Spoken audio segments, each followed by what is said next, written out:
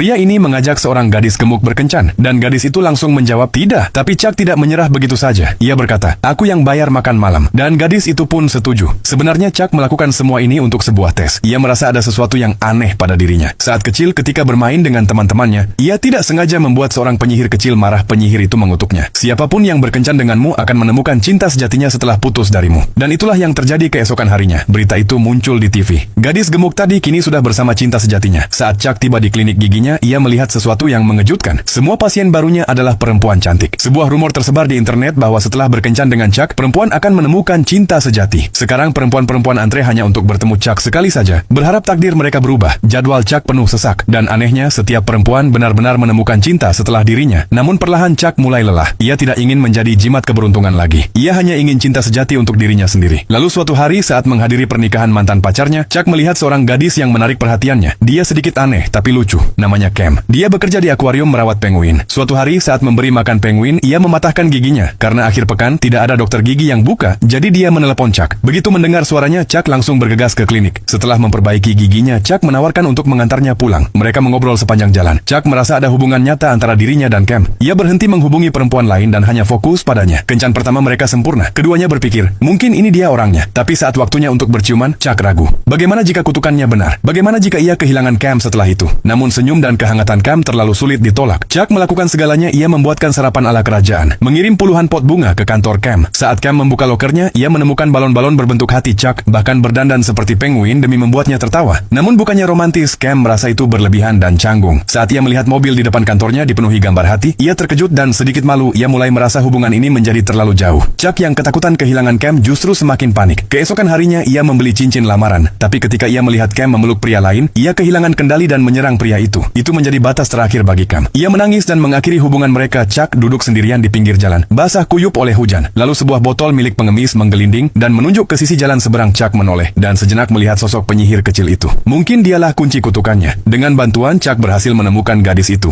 Kini dia sudah menikah dan hidup normal. Ketika Chuck menceritakan semuanya, dia malah tertawa. Kamu serius percaya itu? Aku kan masih anak-anak waktu itu. Kalimat itu cuma omong kosong karena aku marah. Saat itu Chuck sadar, ia tidak kehilangan Cam karena kutukan apapun, tapi karena obsesinya sendiri bertekad memperbaiki kesalahannya. Chuck mengatur pertemuan Cam dengan idolanya, seorang ahli penguin bernama Brian. Saat Cam bertemu Brian di akuarium, kebahagiaannya terlihat jelas. Chuck tersenyum, memberi restu pada mereka, dan pergi tanpa suara. Hatinya benar-benar hancur. Beberapa hari kemudian temannya berkata, Cam akan pergi ke Antartika bersama Brian. Kalau kamu tidak menghentikannya sekarang, kamu akan kehilangannya selamanya.